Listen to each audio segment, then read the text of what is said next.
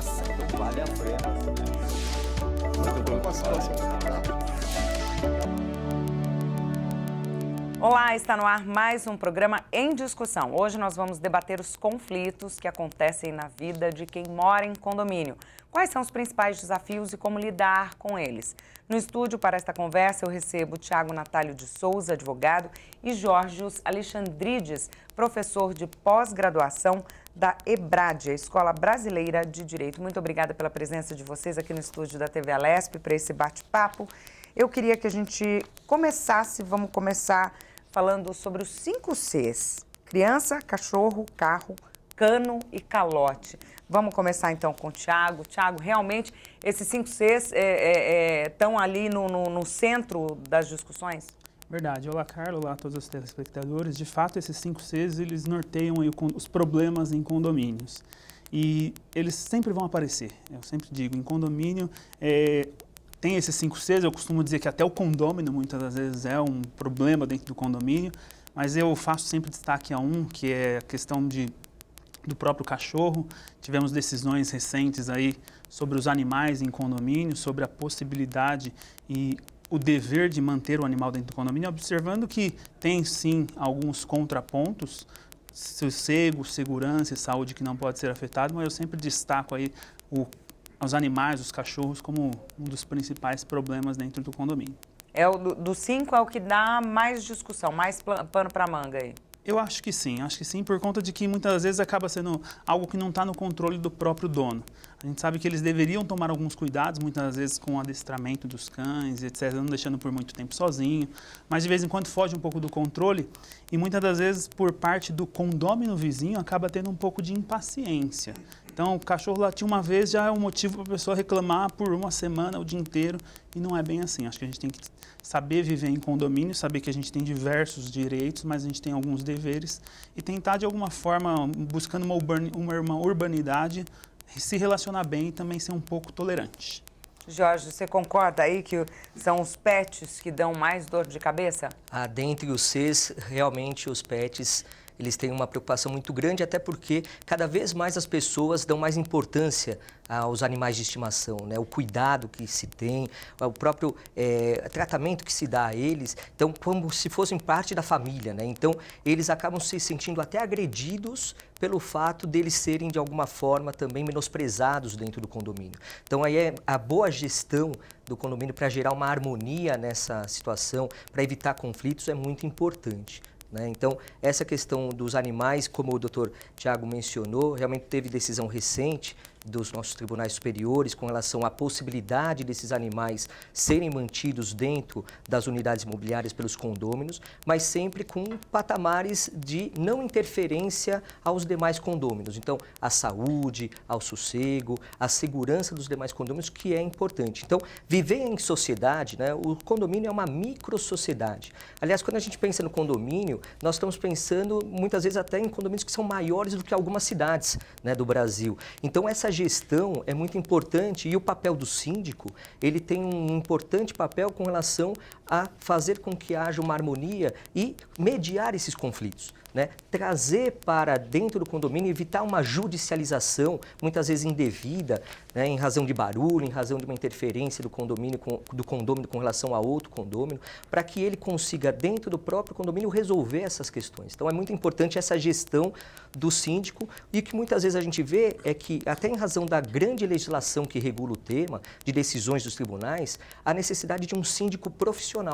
Né, essa forma mais nova de uma profissionalização do síndico para que ele consiga realmente pautar toda essa dinâmica que é das mais variadas. Mexe não só com a vida entre os próprios condôminos, mas com relação a órgãos públicos, a empresas. Então, há uma diversidade muito grande nessa relação entre o condomínio, condôminos e também entre outros entes que interferem de alguma forma.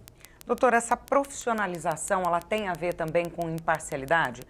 Por exemplo, o síndico mora ali a vida inteira, há 40 anos, então ele já conhece ou deve um favor para a mãe da pessoa que está reclamando e, de repente, ele tende a ouvir mais um lado do que o outro. Essa profissionalização é uma tendência até para que a imparcialidade seja preservada? A gente pode entender dessa forma? Sim, Carla, eu acho que a gente poderia colocar 2 pés aí de importância para a profissionalização do síndico. Um deles é o conhecimento. Então, o conhecimento é muito importante de legislações, não só do Código Civil, mas da Convenção Condominial, do regulamento interno do condomínio, assim como outras normas que estão relacionadas a essa direção do próprio condomínio.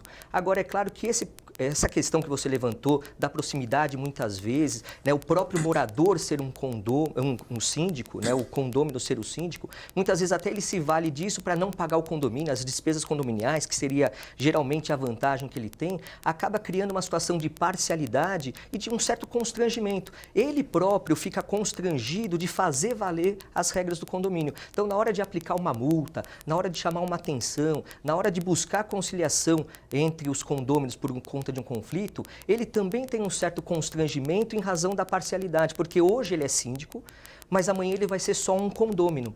E quem vai ficar no lugar dele pode, muitas vezes, fazer com que haja algum tipo de revanche, algum tipo de jogada contra ele, porque ele agiu de forma diversa no passado. Então, realmente, acho que, em razão do tamanho do condomínio, e aí é claro que é uma perspectiva que a Assembleia deve deliberar, evidenciar que, muitas vezes, o custo de um síndico profissional é melhor do que você ter essas questões voltadas a um síndico próprio um condômino como síndico, né? Tudo que acontece ali tem que estar num regimento, né? Um regimento interno Sim. ali do condomínio. Eu queria que a gente, só para a gente aproveitar que a gente está falando dos pets, o que pode estar nesse regimento e o que não pode? Por exemplo, um cachorro que a lei não obriga que ele faça uso ali, tenha focinheira.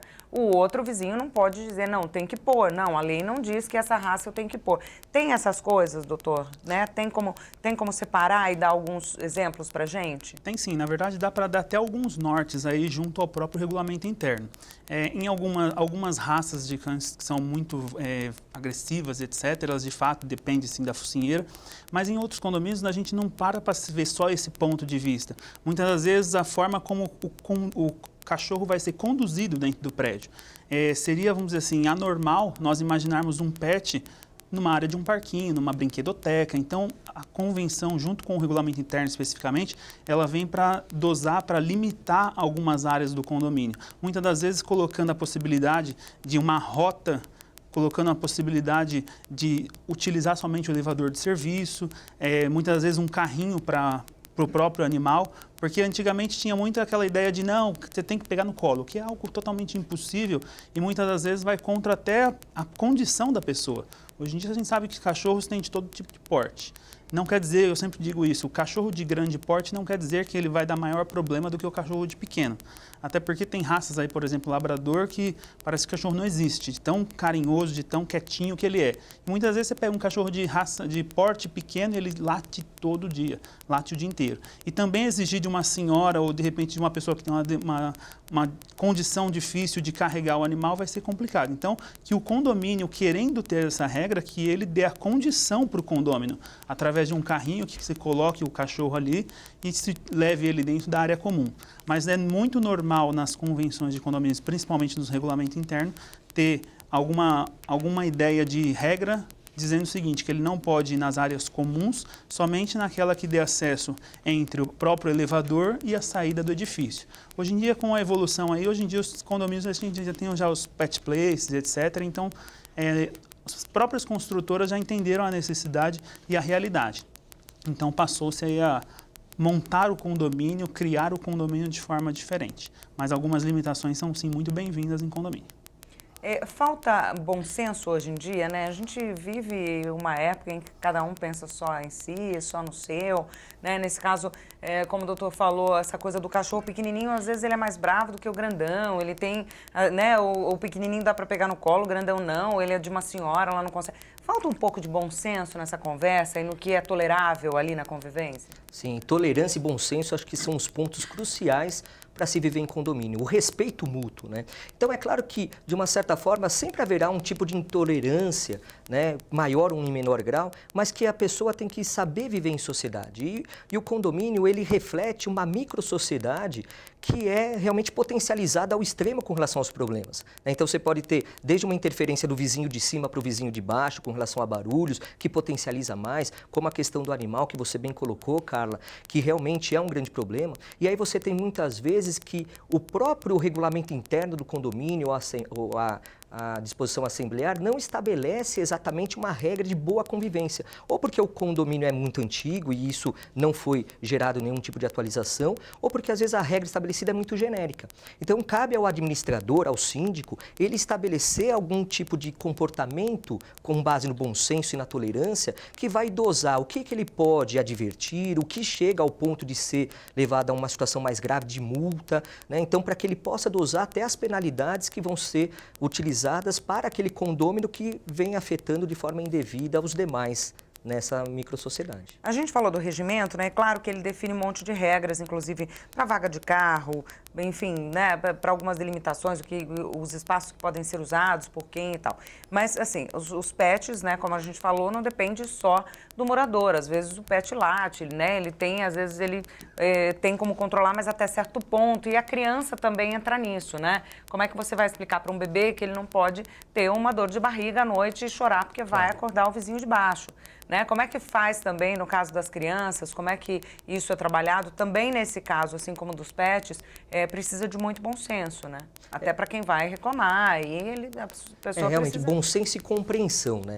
Acho que tem que ter bom senso e compreensão de ambos os lados. Então, claro, numa questão não só que envolva o pet, mas como você bem colocou, uma criança, né? Você não tem controle absoluto sobre as reações que essa criança tem com relação a uma dor, né? Gritos, choros. Então, você tem que também ter do outro lado uma compreensão dos vizinhos sobre aquelas situações que são passageiras e são esporádicas e que não dependem propriamente da vontade do outro condômino. Quer dizer, não existe aquele dolo, né? Você não tem, muitas vezes, uma advertência, uma conversa, mas você não tem uma solução efetiva, né? É difícil você falar, bom, então eu vou amordaçar a criança, eu vou colocar ela no outro quarto. Não existe uma solução prática, efetiva com relação a essa situação. Então, por isso que é muito importante ter a compreensão. Então, é claro, eu vivo em condomínio, né? A gente estava até conversando antes, a gente vive em condomínio, né, doutor Thiago? Nós três. Nós três, né? E ainda próximos. E aí, o que acontece? Eu tenho situações que eu tenho que tolerar alguma questão do meu vizinho. E eu tenho certeza que o meu vizinho de baixo também muitas vezes tolera algumas coisas que eu faço que são involuntárias. Então, às vezes, você ouve um prego ser martelado no vizinho durante o domingo. É um prego. Se for uma coisa exagerada, tá, mas se não, você tolera, deixa passar. Eu acho que a tolerância realmente é importante, né? E hoje, cada vez mais, parece que as pessoas não têm muita paciência para viver em sociedade. Parece que você nem conhece o seu vizinho do lado, né? Então, essa situação do individualismo extremo também afeta essa relação do condomínio e vai estourar tudo no síndico. O síndico é o polarizador dessas discussões, é ele que tem que ter o jogo de cintura para poder realmente refletir sobre o acontecimento e estabelecer qual é a melhor condição. Às vezes uma conversa simples com um condômino que foi acusado de algo já é uma solução fantástica, né? Exatamente. Tiago, vamos falar um pouquinho de vaga de garagem, cano, vazamento.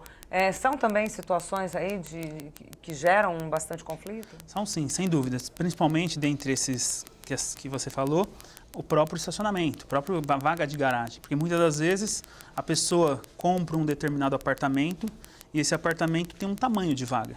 A vaga, ela tem um tamanho P, ela tem um tamanho M, ela tem um tamanho G. Então o condomínio compra um apartamento com uma vaga P e traz um carro G. Vai trazer um problema. E não só isso, além desse problema que ele vai trazer ali para os demais condôminos, um problema que ele vai trazer para ele mesmo, porque ele vai viver uma vida de que um carro vai encostar, o carro vai rilar, o carro vai bater, e aí daí a gente vê um monte de casos até na internet de pessoas que se revoltam, bate carro e diversos outros problemas voltados à vaga de garagem. O que eu sempre faço muita menção é a questão de que dentro da vaga de garagem, dentro da área comum como um todo, muitas vezes as pessoas deixam o carro lá e eles sofrem alguns danos. Muitas das vezes risca, bate, quebra ou até mesmo furto dentro de prédio. E muitas vezes as pessoas pensam, não, a gente vai levar essa responsabilidade para o próprio condomínio, quando na verdade seria totalmente o contrário. O condomínio ele não é responsável por diversas coisas que acontecem dentro do condomínio. E aí vai se ter um problema que vai ser relação de condômino entre condômino. Arriscou o carro, teve um problema, bateu, encostou, isso é uma relação entre condôminos. Ao condomínio, ele não tem uma responsabilidade objetiva na área comum do condomínio, ainda que seja um caso de furto. Salvo nas raras hipóteses em que o próprio preposto do condomínio lá na portaria facilitou, deixou entrar de alguma forma. Mas dentro das vagas de garagem sempre tem aí bastante conflitos envolvendo principalmente parar no local correto, dentro da delimitação, não parar.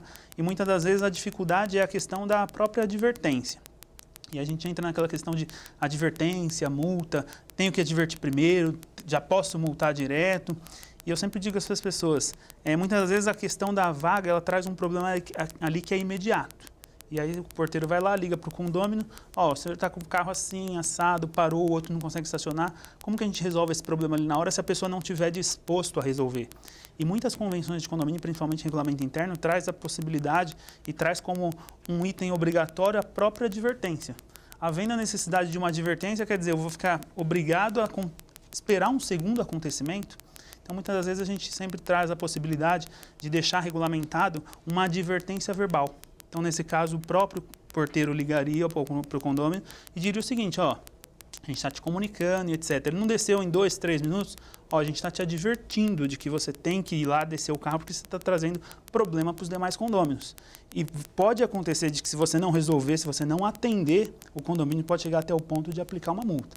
Obviamente que observado direito contraditório, ampla defesa, mas nos condomínios em vaga de garagem costuma dar muito problema voltado a esse tipo de coisa. As vagas de garagem, algumas, por exemplo, têm alguns problemas que elas se transformam em depósitos, né?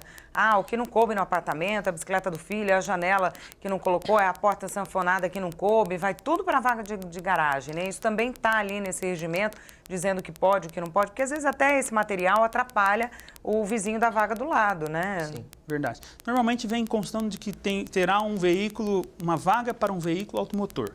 Mas de fato acontece isso, começa lá, a pessoa não tem carro ou tem algum outro, aí ele traz o jet ski, a carrocinha, a moto, ele quer colocar mais do que uma moto, 3, 4, 5, e de fato vai virando um problema, porque aquilo que era para ter, entre aspas, uma certa normalidade, ter carros, obviamente, ou motos, você começa a se deparar com um lugar que virou um depósito de bagunça. Então, eu costumo dizer aos condôminos, aos síndicos, principalmente, que façam as suas advertências para que pare ali, de fato, um veículo automotor. Observando também que não pode ser muito rigoroso. As convenções são antigas, elas vêm lá dizendo o seguinte, um veículo automotor. Aí você tem uma moto.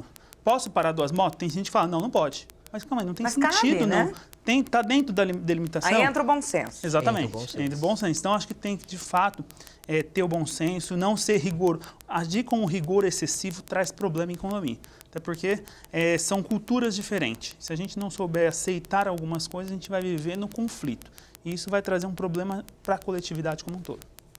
Esse problema das vagas aí, vocês já viram alguma coisa fora o que o doutor falou, e realmente na internet tem algumas coisas bizarras, né? Já chegou para vocês, assim, esses casos mais estranhos? Eu estou com um caso que chegou esses tempos atrás, que a pessoa ela fez como se fosse um suporte no teto do estacionamento, lá era coberto, era o subsolo, ele fez um sistema como se fosse ele adaptou algo que ele tinha a possibilidade de fazer um estoque em cima da vaga dele. Então, ele subia lá com uma determinada corrente e ele subia tudo que ele tinha de parafernália, todas as coisas que ele tinha no apartamento. E ele fez como se fosse assim, ele falou assim, não, essa área aqui é minha, então eu posso utilizar para o veículo que está aqui, mas eu também posso utilizar para cima, qual que é o problema? E aí, até nós explicarmos para ele que aquilo não era a finalidade da vaga, foi um pouquinho difícil, mas ele acabou entendendo. E aí ele desfez tudo que tinha feito, óbvio que teve que ter advertência, quase chegou ao ponto de uma multa, mas a gente conseguiu achar um meio alternativo de não entrar num litígio e resolver a situação. Tem alguns condomínios que funcionam de uma forma que a vaga é definitiva, né? Você entra, aquela vaga é a sua e acabou. E tem outros não, que tem sorteio de tempos em tempos, né? A cada 2 anos, a cada 3 anos, enfim. Essas que têm o sorteio, elas tendem a ter mais conflitos? Tendem. Aliás, quem compra um apartamento, ele tem que ter um cuidado, uma preocupação de verificar como que é disponibilizada essa vaga de garagem, né? Então, ele vai verificar se é realmente uma vaga definida, determinada, o local dessa vaga, ou então se é uma vaga estabelecida mediante sorteio. Muitos condomínios até têm um sistema misto. Algumas partes, para alguns tipos de apartamento, existem vagas fixas e outras mediante sorteio. E muitas vezes as vagas mediante sorteios também geram aquela situação de serem vagas travadas. Você fica com um apartamento com uma vaga e às vezes na você frente tem que ter uma chave reserva ali do carro do seu vizinho e você que manobra o carro do vizinho para sair de manhã. Verdade. É uma loucura isso, né? Isso é pedir para dar confusão, verdade. né? Aliás, nesses casos, muitas vezes a convenção condominial estabelece até a necessidade de ter um manobrista, né, para que haja essa utilização das vagas e fique melhor. Só que é claro que isso é um custo para o condomínio. Então, a maioria dos condomínios não estabelecem um manobrista para essa função em razão do alto custo que isso eleva para o condomínio. Imagina 24 horas uma pessoa só para ficar manobrando o carro, né? Realmente isso daí seria impraticável, né, para aquele condomínio, fazendo com que houvesse um aumento muito grande das despesas condominiais. Então, realmente, aí volta o bom senso, a tolerância, estabelecer e o cuidado, né, porque você vai deixar a sua chave com as suas coisas dentro, que muitas vezes ficam, então, questão de segurança. E muitas vezes, como o Dr. Tiago mencionou, os condôminos entendem que o condomínio é responsável por tudo. E não é responsável por tudo. Salvo se ele assumir expressamente a responsabilidade na convenção condominial, ou for uma coisa muito pontual que é realmente um ato do próprio funcionário do condomínio, seu preposto, aí sim o condomínio vai ser responsabilizado. Mas na maioria das vezes não há, e o condomínio é acionado para tentar mediar aquele conflito. E isso, se não for bem tratado com o síndico ou pelo síndico, vai acabar sendo judicializado. E aí, uma ação judicial que vai demorar anos, vai estressar muito mais todos, o alto custo que uma demanda judicial impacta também para as partes e, no final, ninguém ganha, né? Por mais que você tenha a vitória ao final, você tem todo o tempo de discussão que acaba não sendo proveitoso. Então, as vagas de garagem, realmente, eles trazem uma preocupação muito grande com a utilização e com a forma com que é gerida, principalmente quando há sorteio. E aí, na Assembleia que tem o sorteio de vagas, geralmente a Assembleia que vai mais os condôminos, né? Exatamente. Realmente é onde todo mundo vai, porque ou de 2 em 2 anos, ou de 1, ou de 3 em 3, aí a convenção estabelece, aí vai todo mundo porque quer ser o primeiro a ser sorteado. Chega cedo, Exatamente. chega cedo. Aí entra também a questão da inadimplência, né? Porque o condômino inadimplente, ele acaba perdendo a possibilidade de participar efetivamente da Assembleia, com direito a voto. Então, isso é legal. Vamos já entrar nesse tema, que eu tinha aqui essa perguntinha na manga. Perfeito. Vamos já entrar nesse tema. O condomínio que não paga em dia, aconteceu alguma coisa, perdeu o emprego, enfim, ele ficou inadimplente. O que ele pode realmente ser privado, por exemplo, de uma piscina, da escolha da garagem? Vou começar com o Dr. Tiago. O que acontece? O que é legal? Na verdade, nós tivemos uma decisão também recentíssima, né? Coisa de semana que passou. E o que acontece? Está previsto, vamos dizer assim, está mais que claro pela própria doutrina de que o condomínio ele não pode ter nenhum tipo de área comum privada, ter a privação da sua utilização por conta de estar inadimplente. Ou seja, a pessoa utiliza a área comum não pelo fato e pela qualidade dela estar adimplente, mas sim pela condição dela ser proprietária. Esse mesmo entendimento, eu acho que deve ser aplicado no caso de sorteio de vagas. Muitas das vezes as pessoas limitam o sorteio de vaga ao condômino inadimplente, mas eu acho que ele participa do sorteio de vaga não por ele estar na condição de adimplente, mas por ele ser proprietário. Isso é um direito que decorre da propriedade que ele tem. Ele não pode ter um tratamento desigual em relação aos demais, até porque isso aí vai causar constrangimento e, segundo as próprias decisões, que têm sido majoritárias, diz o seguinte, que qualquer pena ao condômino inadimplente, ela tem que ter um caráter pecuniário. Tendo caráter pecuniário, pode ser aceita, como correção monetária, juros, multa e etc. E todas as despesas que um processo vai dar. Mas não dar um outro caráter a essa pena. E nesse caso, entendo eu que se enquadraria inclusive o sorteio de vaga. Ele jamais pode ser impedido desse sorteio, ainda que esteja na condição inadimplente. Doutor Jorge. E uma questão interessante até que muitas vezes o condomínio ele usa desses argumentos para forçar o pagamento, para forçar o inadimplente a se tornar adimplente. E isso pode virar contra o próprio condomínio, né? Porque muitas vezes ele pode ferir a dignidade do condômino, de sua família, colocá-lo numa situação de constrangimento, uma situação vexatória, que o condômino pode muito bem buscar uma indenização em face do condomínio. Dou aqui um exemplo absurdo que eu já me deparei, de que o condomínio ele fechava o abastecimento de água que era centralizado para a unidade que estava inadimplente. Agora, imagina você, Carla, ficar sem água no seu apartamento porque você não pagou o condomínio. Quer dizer, muito embora a água seja paga também, né, muitas vezes dentro da despesa condominial, dependendo do condomínio, você tem uma situação de que fere a dignidade da pessoa humana ela ficar sem água ou energia elétrica. Então, você tem que tomar um cuidado muito grande em como o condomínio pode agir para viabilizar esta cobrança. Então, hoje até o novo Código de Processo Civil traz ferramentas muito melhores, muito mais efetivas para o condomínio cobrar. Hoje, por exemplo, nós temos a possibilidade do inadimplente já ser processado mediante uma ação de execução, que é muito mais rápida a cobrança, o sistema de defesa do condômino é muito menor, porque ele já é citado para pagar em 3 dias. E se ele não fizer esse pagamento, ele já pode sofrer constrições a mando do judiciário, por exemplo, penhora das contas bancárias dele, o bloqueio das contas bancárias, ou chegar em caso extremo de ter a penhora da própria unidade condominial para que ela seja levada a leilão e aí o produto da venda seja revertido para o condomínio. Então, é muito importante o síndico saber agir com base na legislação para não fazer uma cobrança de forma indevida. E aqui a gente não está discutindo se ele é ou não devedor, estamos falando da forma de cobrança. Então, evitar que entre na piscina, evitar que use a sauna, fazer com que ele tenha algumas restrições com relação à churrasqueira, com relação às áreas sociais. Como bem o doutor Tiago pontuou, realmente as decisões dos tribunais são voltadas que o condômino ele tem direito ao uso por ser proprietário e não por estar ou não na condição de adimplente. Então, é isso muito importante para que você tenha essa perspectiva de como agir nos atos de cobrança. Doutor, de alguma forma, o condomínio pode expor esse condômino que está devedor aí, numa prestação de contas, a unidade tal está inadimplente, etc. e tal?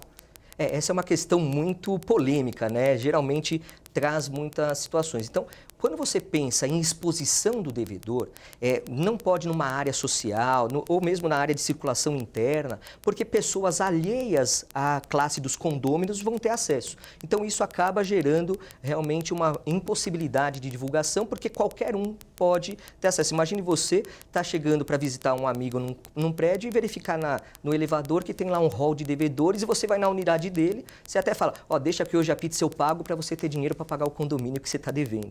É uma situação muito complexa. Agora, eu entendo que os próprios condôminos, em correspondência destinada apenas a eles, pode sim ter a indicação das unidades que estão inadimplentes, mas isso restrito ao acesso dos próprios condôminos. Então, se manda uma carta para você, Carla, que é condômina, e você só vai ter acesso a ela, até por conta do sigilo de correspondência, você, como condômina, tem o direito de saber como a gestão daquele condomínio está sendo feita e como que o impacto da inadimplência está sendo gerada para o seu condomínio, porque isso afeta você, já que quando você tem um morador, um condomínio que deixa de pagar, você acaba sofrendo as consequências porque o condomínio fica mais caro, porque você tem que suprir essa ausência de pagamento. Então, eu entendo que os condôminos, dentro somente dessa microsociedade, podem ter o conhecimento dos demais pelas unidades que são devedoras. Continuando nos 5 Cs, eu queria falar dos canos. Porque, assim, tem algumas coisas bem peculiares que eu acho que talvez um engenheiro pudesse explicar melhor. Mas tem aquele vazamento lá que o vizinho de baixo está reclamando e etc e tal. E aí vai um especialista e ele fala, não, isso não é cano, isso é coluna. A coluna quem paga é o proprietário ou é o condomínio e o cano quem paga. Enfim, como é que ficam essas questões? Elas têm realmente muitos conflitos aí para descobrir se é a coluna, se é o cano, quem paga isso, quem paga aquilo e geralmente quem está ali dentro do apartamento que vai sofrer com a quebradeira toda, né? Enfim, dá para... Na verdade, existe uma regra aí, vamos dizer assim, que os canos de promado, ou seja, aqueles de coluna, eles são da propriedade de todos, ou seja, quem pagaria a reparação desse dano sempre seria o condomínio. E aqueles canos que normalmente estão na horizontal, ou seja, os ramais das colunas, ou seja, os ramais das prumadas, eles são de responsabilidade dos condôminos. Mas a grande questão é que quando começa a ter uma infiltração, começa a umedecer alguma coisa, ninguém quer colocar a mão.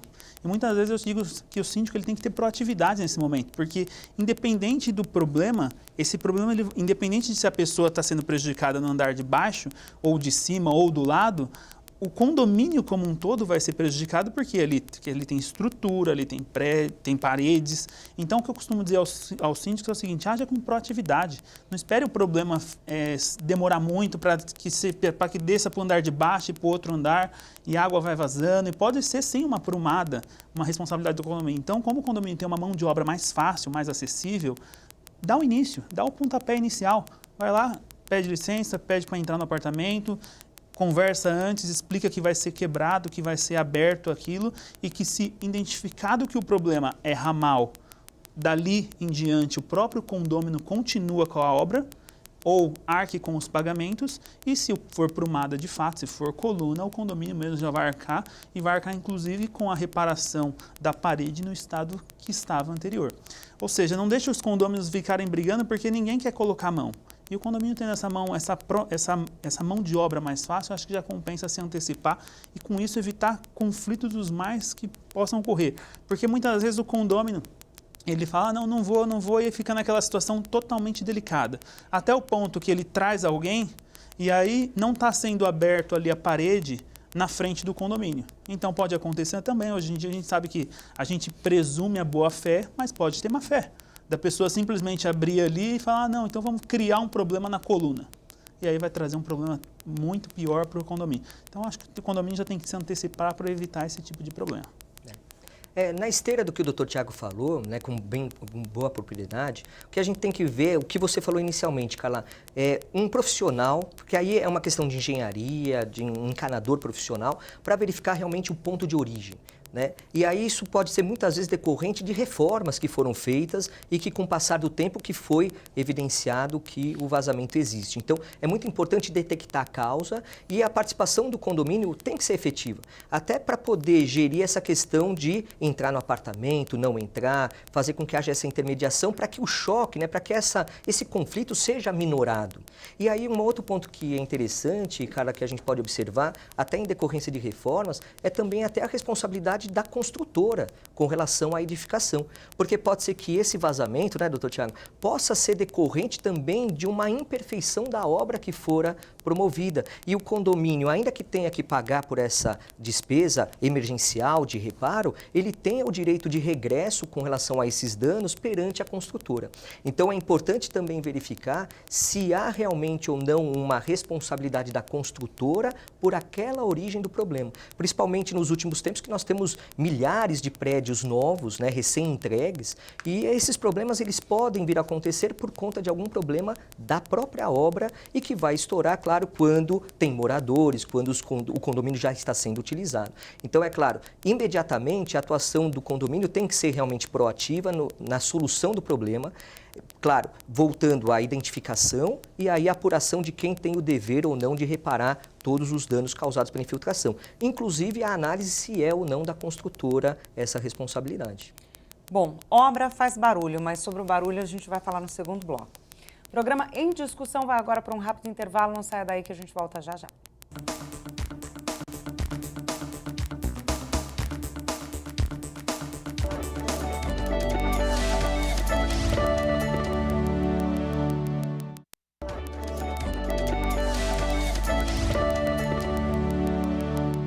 Estamos de volta com o programa Em Discussão, que hoje debate os conflitos que acontecem na vida de quem mora em condomínio.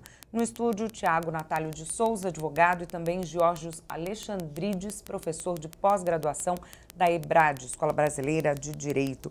No bloco anterior, a gente falou sobre essa questão dos canos e vazamentos, né? Se é na coluna, é do condomínio. Se é na horizontal ali, esses canos podem ser do proprietário.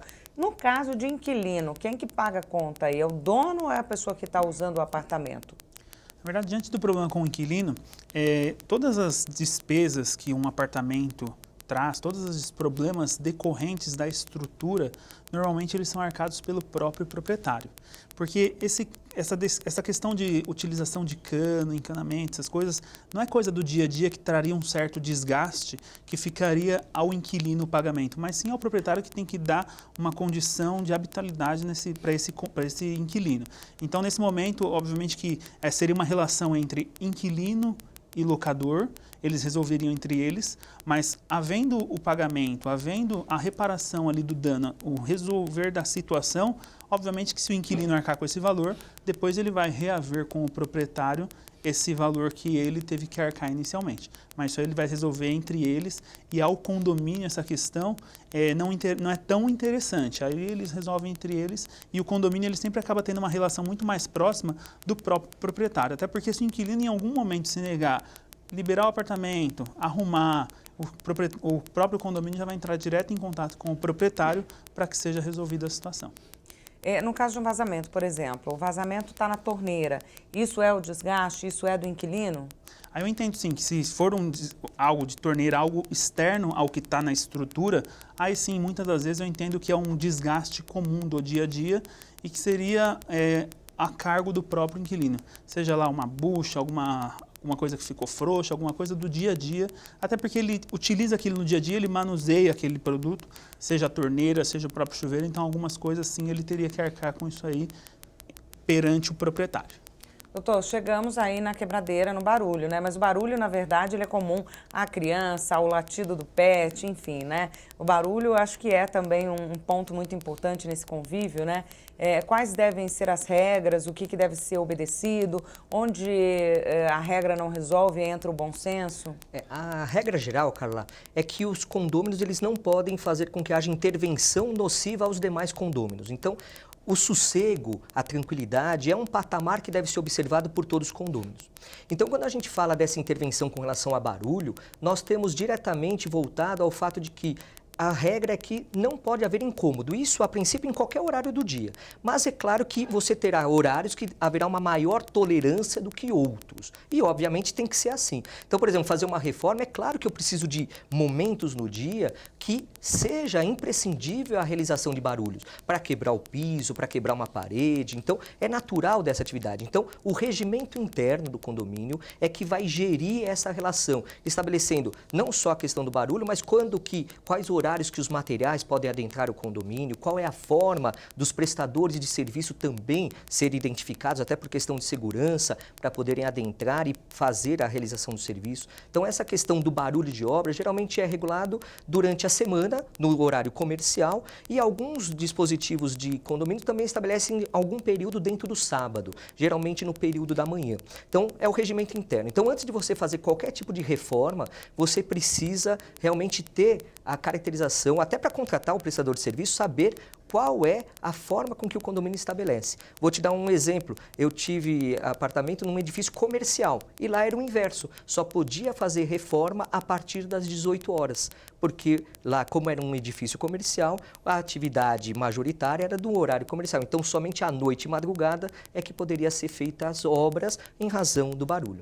Mas você tem razão também, Carla, quando aponta que não é só a obra que causa barulho. Então, é o sapato que quando você chega em casa, é o próprio animal de estimação, como a gente já discutiu no primeiro bloco. Então, os móveis, tem os né? móveis, arrastar. Tem sempre aquele móvel que você puxa com cuidado e ele faz barulho. E aí entra mais uma vez o bom senso e a tolerância. É claro que se você tem uma exacerbação, né, você tem uma situação de excessivo barulho, uma festa, por exemplo, lá no AP, né, então aí você tem realmente um tratamento diferente. Agora, o condomínio ele tem que tomar cuidado como ele age até para fazer essa reclamação.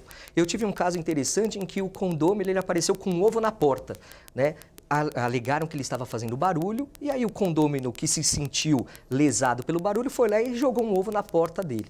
Quer dizer, não é assim que se resolve a situação, muito pelo contrário, vai se potencializar mais... Faltou bom senso aí, com certeza, né? Então, o que deve ser feito é, realmente, se o síndico já não está mais no seu horário de trabalho, você fazer a reclamação para o porteiro, esse porteiro ele tem autonomia para também entrar em contato com o condômino para pedir, advertir, se for o caso, para não fazer o barulho ou diminuir o barulho.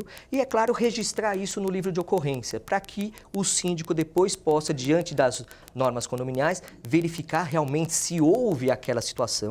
É muito importante, a apuração não é unilateral. Não é simplesmente eu falar, meu vizinho fez barulho até meia-noite. Não, tem que ser apurado, até para poder impor a sanção, né? O direito de defesa é muito importante também para ter um contraponto, para ver a gravidade da situação e a imposição de uma advertência ou de uma multa, né? Então é importante ter essa tolerância, porque algumas situações, por exemplo, é claro que você vai chegar em casa, você vai jantar, que nem eu chego em casa em quase meia-noite. Eu vou arrastar uma cadeira, natural, mas é só 1 minuto, 1 segundo que eu vou arrastar.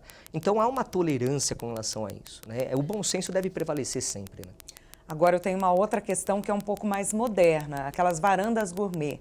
Aí você faz o churrasco e vai a fumaça para o seu vizinho, você tem os seus convidados ali que estão fumando na varanda e o cheiro do cigarro sobe ou vai para o apartamento ao lado. Como é que ficam essas questões? Tem conflitos aí também? Tem muito conflito. E aí muitas vezes as pessoas entram até no ponto de dizer o seguinte, mas qual que é o limite? Qual que é o direito que eu tenho enquanto condômino de, por exemplo, fumar dentro do meu apartamento? A gente sempre costuma dizer que existem esses 3 S's que norteiam todos esses conflitos, ou seja, o sossego, a segurança e a saúde. A saúde, obviamente, vai ser impactada a partir do momento que você resolve, pura e simplesmente, fumar na janela, na sacada. A fumaça vai subir, vai incomodar o vizinho, pode ter problemas voltados aí ao próprio sossego ou à própria saúde. Então, esse, de fato, é uma modernidade, sim, aquela coisa de nós termos um terraço gourmet e traz pessoas, conversa, mas tudo tem que ter, vamos dizer assim, um certo limite. E esse limite ele vai ser pautado no quê? Muitas das vezes nos próprios horários. Até que horário que eu posso fazer esse barulho? Não é porque, como bem dito pelo Dr. Jorge, não é porque estou antes das 22 horas que eu posso fazer qualquer tipo de barulho. Imaginamos sempre condomínios em que as pessoas pensam assim, não, a gente alugou a churrasqueira lá embaixo, então coloca o som no absurdo e você não consegue receber a sua visita, você não consegue estudar, e isso eu não estou falando após 22, eu estou falando 9 da manhã até as 6 da tarde, ou que seja até as 9 da noite, então tem sim que ter um limite. E voltando aí dentro do apartamento, vai ser sempre limitado ao quê? Ao sossego, segurança e saúde. Posso fumar dentro do meu apartamento? Pode, o que você quiser, desde que você não traga um incômodo ou uma interferência ao sossego, segurança e saúde do seu vizinho. Mas se esse morador fuma na sacada e o cheiro sobe para a sacada do vizinho de cima, aí nesse caso, como ele está interferindo sossego, ele escolhe outro saúde, lugar para fumar, vai fumar ele na vai ter área que fumar de em outro lugar. Serviço. Exatamente, ele vai ter, porque ele pode tudo, desde que ele não incomode o sossego, segurança e saúde dos demais condôminos. A partir do momento que ele incomodou, ele vai ser advertido e na reincidência certamente vai ser multado. O que ele não pode é interferir. Ele pode fazer a festa que ele quiser, com quantas pessoas ele quiser dentro do apartamento, desde que ele não provoque, não incomode sossego, segurança e saúde. Obedecido esses 3 S's, a gente costuma dizer que ainda sobra a questão dos bons costumes, que é muito bom e está previsto no Código Civil. Mas, normalmente, obedecidos os 3 S's, fica muito fácil a convivência. Dá até para pedir uma xicrinha ali de açúcar por Exatamente. Vizinho, né? Que eu acho que é isso que está faltando, as pessoas não têm mais essa relação. Me fala uma coisa, quanto maior o condomínio, maior o número ali de conflitos, de problemas. Por exemplo, quando é um condomínio muito grande, tem 3 torres, 4 apartamentos por andar, enfim, tem mais problemas do que um apartamento menor e tal, ou não? Ou essa regra não vale? Sim, ainda 3 torres eu acho até pequeno para os padrões atuais, né? Para você ter uma ideia, tem um condomínio na Celso Garcia, são 28 blocos, mais de 1.400 apartamentos, o que dá uma média de uns 5.000 moradores. Né? Então, realmente, é uma verdadeira cidade. É uma cidade com todas as suas problemáticas. Né? Então, realmente, a potencialização dos problemas é muito maior, porque você acaba tendo uma proliferação muito mais desses conflitos individuais. Então, você tem não só vizinho com relação a vizinho, você tem problemas de áreas comuns muito mais recorrentes, uso de vaga de garagem, essas questões que são muito proveitosas, né? Então, que devem ser melhor resolvidas. Por isso que eu volto a falar que a questão do síndico profissional para esses condomínios maiores ganha maior relevo, ganha maior importância para que ele tenha um senso muito mais nem ele é apurado. que vai dar conta, mas a equipe dele, o escritório, Sim, né? Sim, Não é o uma profissionalismo, pessoa só. o profissionalismo é muito importante. Até porque o síndico, ele não faz tudo. Realmente ele tem que ter uma boa administração, um ótimo departamento jurídico. Quer dizer, o departamento jurídico, o doutor Tiago está bem à frente disso, né, doutor? Ele sabe bem que realmente o apoio, o suporte que tem que ser dado para o síndico é muito importante. E muitas vezes o advogado que presta serviço dessa natureza, ele tem que ter esse sentir de buscar resolver o mais rápido possível e no local, né? Quer dizer, naquele momento. Então, a solução mais rápida geralmente é a mais eficiente para toda a comunidade daquele condomínio. E ainda nessa esteira, eu costumo dizer, normalmente a gente compara um condomínio a uma empresa. Eu costumo dizer que o condomínio ele é muito mais complexo do que uma empresa. Porque muitas vezes uma empresa você movimenta ali que seja um capital de 2 milhões em 2, 3 anos. O condomínio ele movimenta algo muito superior a isso, dependendo do tamanho. A empresa, numa avenida aqui de São Paulo conhecida, você movimenta esse valor dentro de uma sala ali de 40, 50 metros quadrados, onde o dono ele está com o olhar a toda a área, o ambiente de trabalho, vendo todos os perigos que pode acontecer, os riscos de acidente, mas num condomínio, muitas das vezes com 400 famílias, que envolve lá mais do que 1.000 pessoas subindo e descendo, com uma área gigantesca, com parquinho, estacionamento, vaga, com todo tipo de aparato que existe dentro de um condomínio, além de tudo, além de movimentar um grande valor, ele ainda tem que ser responsável, conforme o próprio Código Civil prevê, por toda a manutenção da edificação, por toda a conservação e ainda segurança. Ou seja, aconteceu qualquer acidente dentro do condomínio, vai ter que ser apurado e essa responsabilidade civil ou até mesmo criminal, ela pode chegar até o próprio síndico, que deveria ter tido o dever de cuidado daquela área. Então, eu costumo dizer que o condomínio é muito mais complexo. Verdade. Você falou de um condomínio de 1.000 e algumas coisas de unidade, tem aqui um próximo da Marginal Tietê, que são 2.900 unidades. O orçamento mensal é 1.100.000, mensal. Tem 280 funcionários. Então, você imagina tamanho de um condomínio desse, o leque de problemas que pode existir. Então é muito importante a questão mesmo de o síndico, ele hoje está como um grande maestro coordenando toda essa situação. Ter bom jurídico, ter boa empresa de administração de condomínio, ter boa terceirizada, ter um bom gestor predial, um bom zelador. Se ele não tiver esses braços, ele não consegue. E hoje a responsabilidade civil do síndico é muito grande, porque tem que ter um responsável por tudo isso. E esse responsável vai ser o síndico. Diante de qualquer problema que aconteça, numa omissão, ele pode ser responsável, não só civilmente, mas até criminalmente por algum problema que vir a acontecer. Nesses mega condomínios aí, de tamanho de cidade, geralmente tem um síndico só? Ou cada torre pode ter um? Existe essa possibilidade? Porque assim, às vezes numa torre lá ele já tem problema para o dia inteiro para resolver, né? Enfim. Nesse que eu dei o exemplo, é um único síndico. Dentro da administração do condomínio, a convenção traz, sim, subsíndicos ou subsíndicos por torre, mas o responsável civil e criminal pelo condomínio, pelo CNPJ, por tudo, é uma única pessoa. Ele acaba tendo os braços de conselheiros diversos, subsíndicos de blocos diversos, mas a responsabilidade dele, nesse caso desse condomínio, nessa configuração, fica tudo para ele em coordenar e organizar tudo isso daí. Eu queria que a gente trouxesse agora um pouco do papel do síndico, até porque eu acho curioso. Assim, o doutor Jorge trouxe que, às vezes, o síndico não paga o condomínio porque ele exerce aquela função de síndico, né? Isso é em todas as situações ou não? Porque, assim, essa pessoa tem muita responsabilidade, né? Ela tem muita responsabilidade, ela tem muita dor de cabeça, né? E ela pode criar ali muitas inimizades, né? Ou seja, é um abacaxi que ela tem na mão, né? Verdade. Eu acho que quem quer exercer a sindicância em razão de não pagar a despesa condominial, que é previsto em algumas convenções condominiais, não são todas, eu acho que ele está até recebendo muito menos do que ele deveria. Porque realmente toda a problemática, responsabilidade e tudo que ele tem que gerir dentro do condomínio é muito maior do que aquela despesa mensal que muitas vezes é de 700, 800, 500, dependendo, claro, do condomínio que estamos falando. Mas é uma remuneração que é mínima, que não é obrigatória, depende da convenção condominial. Então, cada convenção estabelece de uma forma.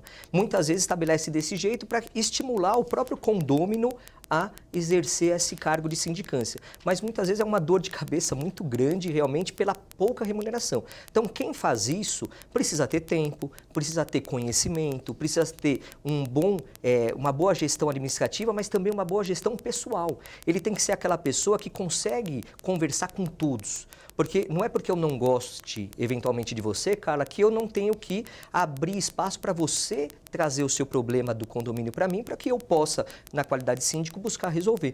Então, essa situação de pessoalidade, até a gente conversou disso no primeiro bloco, ela complica muito a solução de conflitos. Porque muitas vezes o condômino se sente até compelido, eu não vou levar essa questão para o síndico porque ele não gosta de mim, porque ele não vai dar o necessário tratamento que deveria dar. Então, essa situação, ela tem que ser eliminada. Então, o síndico ele tem que ter a ciência de que ele administra para todos. Ele não é o dono do condomínio, ele não se apropria do condomínio. Pelo contrário, ele tem que fazer a sua gestão voltada para que todos tenham acesso às áreas comuns, para que todos tenham uma boa convivência, para que todos tenham a possibilidade de viver harmoniosamente dentro daquele condomínio. Isso que é importante de ser observado, né? E ele também não é um empregado de todo mundo, né? Também Como é que não. fica essa função do síndico, assim? Por exemplo, no caso da festa do AP, né? E alguém, 2 horas da manhã, pô, meu vizinho, eu esperei até meia-noite, aí eu resolvi assistir um filme, o vizinho não terminou a festa, mas agora eu quero dormir. 2 horas da manhã eu ligo para o síndico, como é que funciona isso? Ele tem que estar disponível 24 horas? Tem muitos condôminos que acham que sim, né? Que acham que o síndico tem que estar lá 24 horas por dia, 7 dias por semana. E não é uma verdade isso. É claro que a maior parte do tempo que o síndico fica no condomínio é durante o dia, durante o período ordinário aí de trabalho. Mas quando você fala em outros períodos, como de madrugada, à noite, é importante verificar o tipo de gravidade da situação. Então, ainda que o síndico possa ser acionado, a gente tem que verificar qual é a gravidade para que ele seja acionado. Então, talvez o barulho decorrente de uma festa não seja de tanta importância assim, apesar do incômodo para quem está sofrendo seja, né? Claro, quem sofre acha a pior coisa do mundo, mas faz o registro no livro de ocorrências, busca comprovar que estava tendo, então grava essa questão do barulho, tudo para se municiar para que depois, no dia seguinte, seja então evidenciado. E em alguns casos pode até ser acionada a polícia, dependendo do tipo de interferência ao sossego que esteja sendo causada. Agora, acionar o síndico, realmente eu vejo uma questão, por exemplo, de um encanamento que estoura e que realmente esteja comprometendo muito fortemente aquele condomínio. Quer dizer, uma situação de urgência, de uma emergência para que justifique o síndico ser acionado em determinado horário fora do usual. A gente chegou de novo no bom senso. Chegamos de novo no bom senso. Né? O bom senso eu acho que é uma regra absoluta, né, de convivência que a gente percebe em qualquer situação, quer seja no ambiente de trabalho, quer seja no ambiente escolar e quer seja não só no ambiente familiar, mas no ambiente condominial. Porque muitas vezes os condomínios, eles são uma verdadeira família, né? Claro, em maior ou menor proporção, mas eles têm que gerar entre todos uma boa convivência. Não só entre os condôminos, mas eventualmente os locatários que lá estejam, também as crianças, tudo deve ser bem gerido, né? O senhor falou sobre, grave, né, para depois mostrar que estava tendo a festa, mas hoje em dia todos os condomínios praticamente, acredito que devam ter aí as câmeras de segurança, né, que claro que serve para a segurança do condomínio, mas também para provar, né, olha, se tem ali saindo daquele apartamento toda hora no elevador 5, 6 pessoas, é porque estava tendo uma festa, né, isso tudo também serve, a pessoa que se sentiu prejudicada pode solicitar isso, né, olha, as câmeras registraram isso ou aquilo, ou o churrasco, ou a fumaça que fez o churrasco, ou a festa, enfim.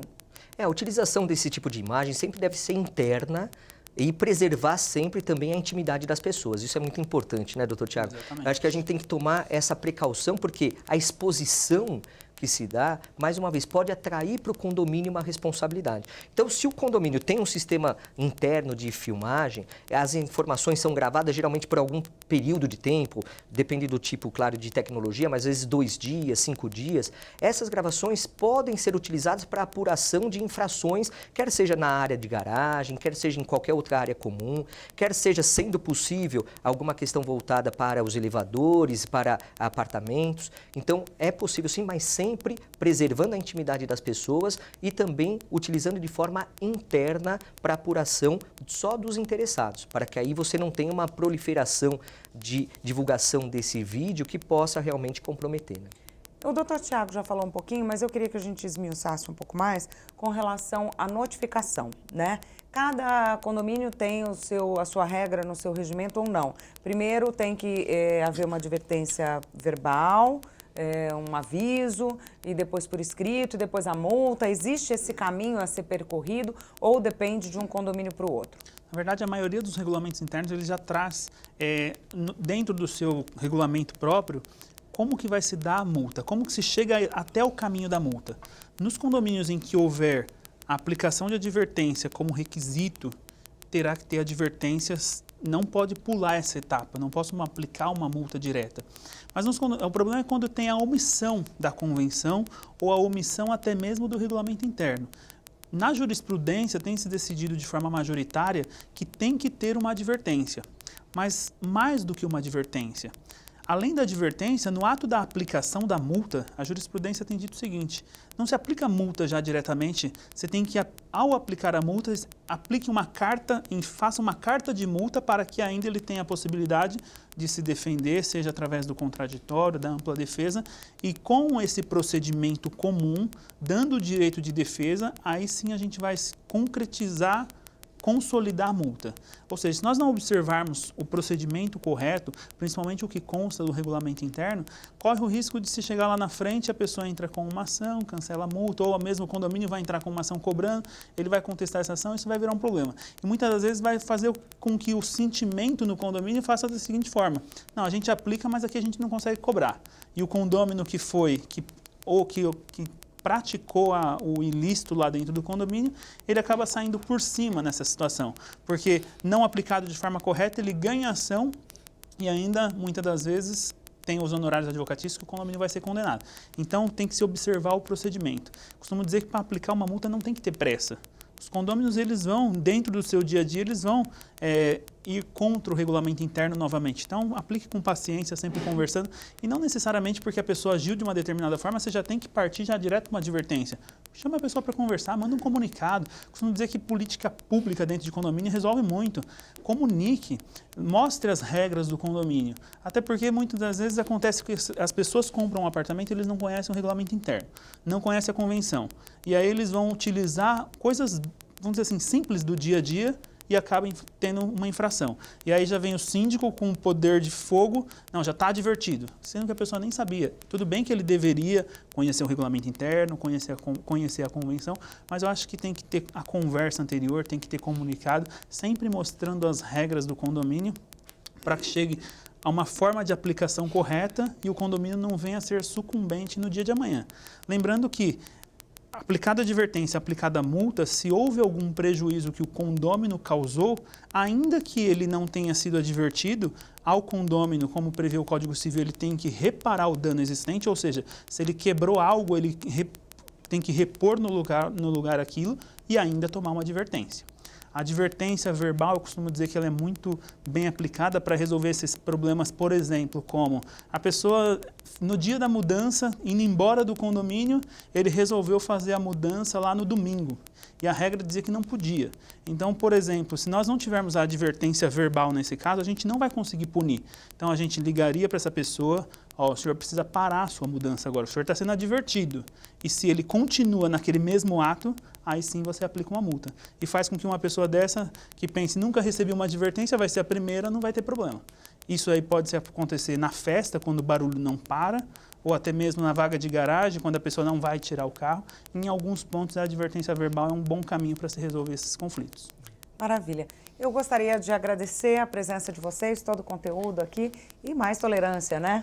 Com certeza, e bom senso. É o caminho.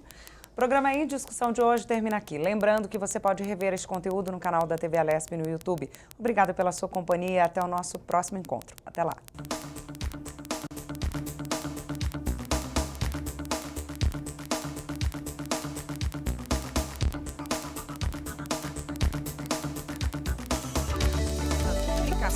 Vale a pena. Vamos passar.